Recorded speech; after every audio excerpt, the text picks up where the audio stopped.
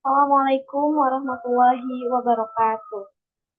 Perkenalkan, nama saya Sakinata Naisila. Saya dari Ilmu Komunikasi dengan NIM 1211251100012. Jadi, video ini bertujuan untuk menyelesaikan tugas UTS dari mata kuliah Komunikasi Organisasi dengan konteks Miss Universe Organization global, yaitu organisasi induk yang memiliki core values dalam pemberdayaan perempuan, keberagaman, dan integritas. Organisasi ini bergantung pada lisensi lokal untuk menyelenggarakan acara dan reputasi bersifat global. Nah, pemegang lisensi lokal ini diwakili oleh Nawat, Direktur Miss Universe Thailand. Dia bertanggung jawab atas operasional dan etika penyelenggaraan di tingkat negara. Kemudian finalis Miss Universe ini dianggap sebagai brand ambassador organisasi, tetapi juga stakeholder utama yang berada di bawah pengawasan ketat. Nah, di sini terdapat kronologi insiden pada hari Selasa, 4 November 2025, yang di mana Direktur Nawat Itzaragrisil mengadakan siaran langsung bersama para finalis. Dalam siaran tersebut terjadi ketegangan yang memicu krisis. Yang pertama, reprimen publik. Namun secara tiba-tiba dan publik menegur Miss Universe Meksiko 2025, yaitu Fatima Bosch, di hadapan peserta lain dengan audiens siaran langsung dengan menuduhnya gagal mempromosikan Thailand di media sosial atas perintah direktur nasionalnya. Yang kedua, gagalnya mediasi ketika bos berusaha menjelaskan bahwa itu adalah kesalahpahaman, tetapi Nawat memotong penjelasannya dengan nada tinggi dan bertanya, apakah bos bisa mengikuti aturan atau tidak? Nah, seperti itu. Kemudian yang ketiga, komunikasi kasar dan tuduhan. Nawat kemudian menyatakan kalau kamu mengikuti perintah dari direktur nasionalmu, kamu sangat bodoh. Nah, kata-kata bodoh itu yang membuat Nawat menjadi merasa terhina. Kemudian yang keempat ada aksi walkout.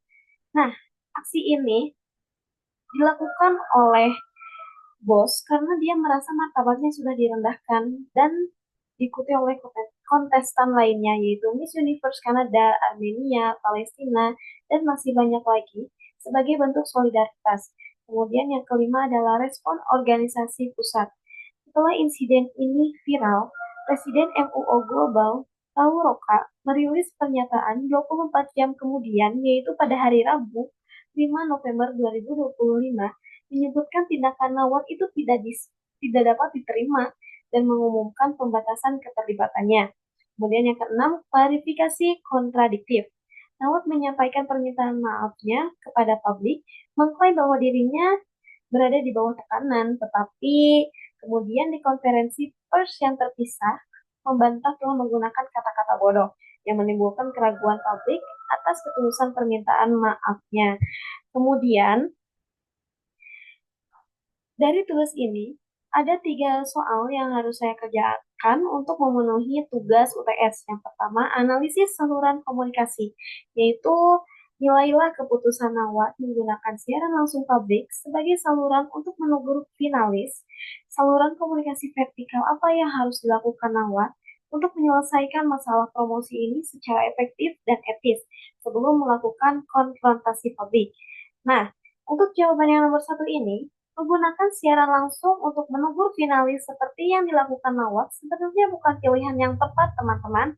Sebaiknya, Nawat menggunakan saluran komunikasi vertikal dengan cara melakukan pertemuan secara pribadi dan tidak konfrontatif sebelum melakukan tindakan di depan umum. Maksud saya di sini, jadi Nawat itu melakukan pertemuan secara pribadi, tertutup, dan berkomunikasi langsung dengan Fatima untuk menyelesaikan masalah ini, serta pihak yang terkait untuk menyampaikan kekhawatiran dan memberikan arahan secara lebih sopan dan hormat.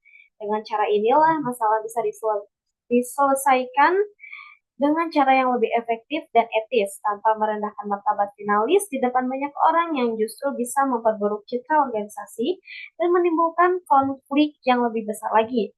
Nah, maka dari itu, kasus ini bisa dijadikan contoh untuk kedepannya agar tidak mengambil keputusan secara sembarangan.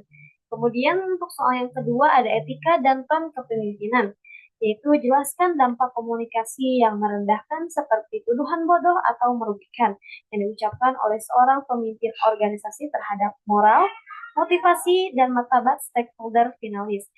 Kaitkan dengan prinsip komunikasi kepemimpinan yang inklusif.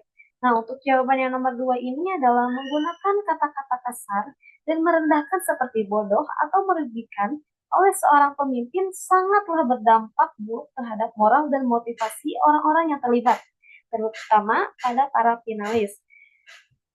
Kata-kata yang disebutkan bisa membuat mereka merasa terhina, tidak dihargai, dan kehilangan rasa hormat serta pemimpin organisasi secara keseluruhan.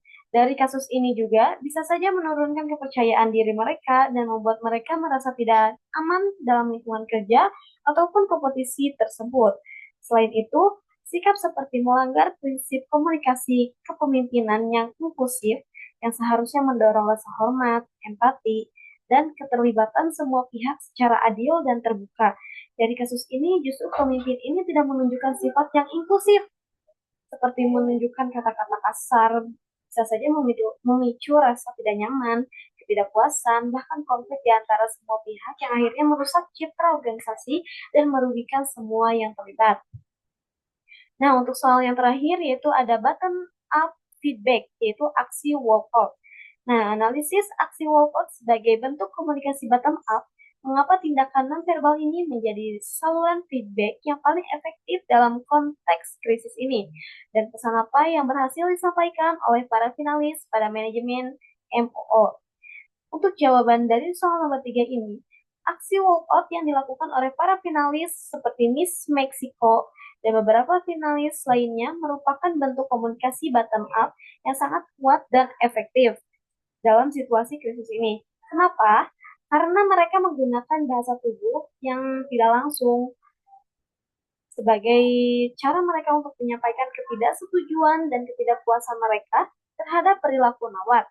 Dalam kasus ini, tindakan nonverbal seperti walk out adalah cara yang paling jujur dan langsung menunjukkan bahwa mereka merasa terhina dan tidak nyaman dengan perlakuan yang kasar serta merendahkan di depan umum. Kemudian ada pesan paling utama yang berhasil disampaikan melalui aksi ini adalah mereka menolak sikap tidak profesional dan tidak menghormati martabat finalis, serta menegaskan bahwa perilaku yang dilakukan oleh Nawat tidak bisa diterima dalam organisasi yang mengusung nilai pemberdayaan perempuan dan keberagaman. Dengan melakukan walk out, mereka secara simbolis menunjukkan bahwa mereka tidak setuju dengan cara kepemimpinan yang tidak etis dan tidak inklusif. Dan mereka mengingatkan kepada MUO mendengar dan memperhatikan suara mereka tanpa harus mengucapkan kata-kata secara langsung. Jadi, maksud dari para finalis ini adalah mereka menyampaikan semacam suara hati dari para finalis yang tidak bisa mereka sampaikan lewat kata-kata secara langsung, tetapi melalui tindakan nyata dan sangat terlihat jelas dan tegas. Baik, itulah jawaban dari persoalan-persoalan dari soal UTS mata kuliah komunikasi organisasi.